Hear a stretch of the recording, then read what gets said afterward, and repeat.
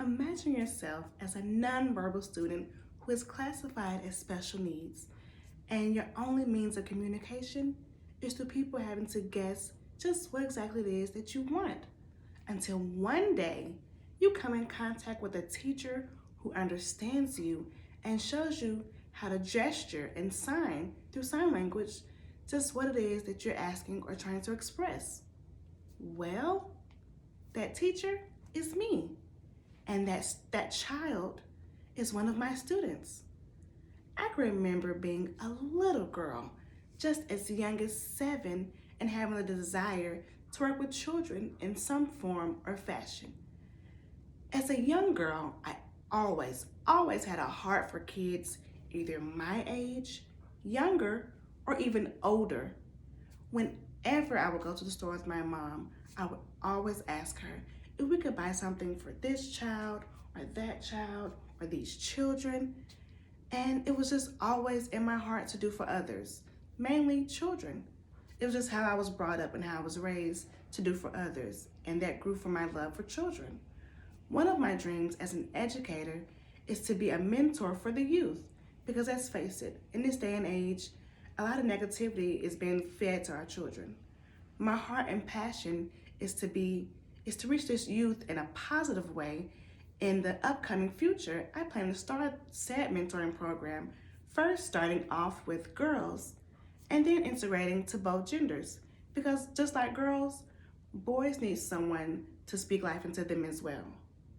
Today, I would like to share with you how this passion of mine started. Well, I was born in Atlanta, Georgia, and after about 5 years, I moved to Cobb County, where I was later raised.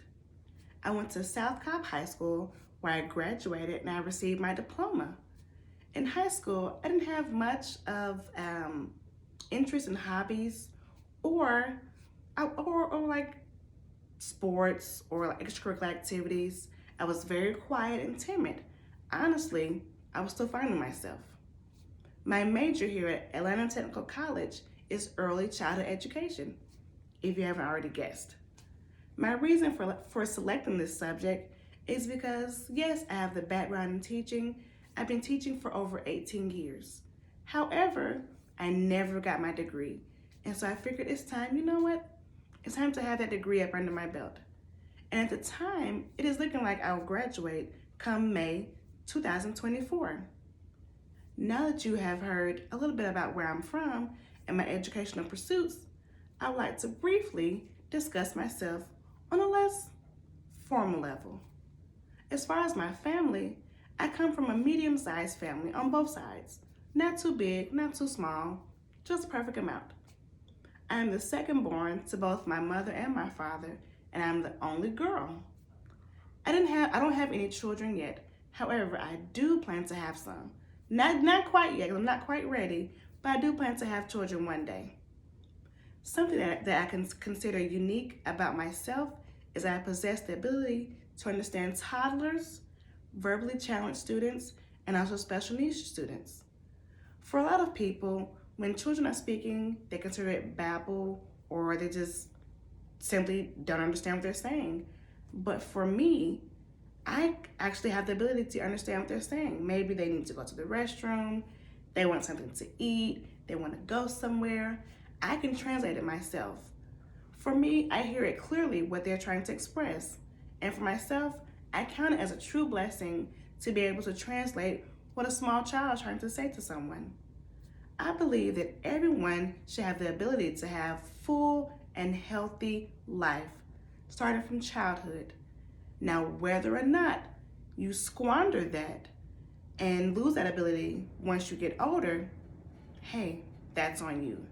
However, I do believe that each of us, starting off as a child, should be granted that ability to live a full and healthy and loving life. Excuse me. I also believe that those who are labeled as special needs or different should not be treated less than or different. They should be treated with the same amount of love, respect, and compassion as others. As I stated earlier, my plan is to start a mentoring program for youth, since how that is my heart and goal, starting with elementary age students, because let's face it, it starts in elementary age students. They go through so much at such a young age, and they're crying out for help and no one hears them. I would like to work with special needs students in a sense of being an advocate for them, as I am currently a special needs pre-K paraprofessional. This matter really tugs on my heart. So the next time that you're in the store or out at the movies and see a mom or dad struggling with what appears to be a busy child to the naked eye, don't judge them, don't talk about them, or don't pass them off, but instead offer a kind hand or offer a kind word or a kind hand, or offer a kind word or a helping hand. Maybe, hey, can I help with your groceries? Do you need help here? It's gonna be okay. You've got this. Or the next time you see a troubled teen, offer a bit of guidance and love. That'll go so far. Even if you don't know them, you'd be surprised just how far a simple act of kindness will go in someone's life. You may very well be the difference maker.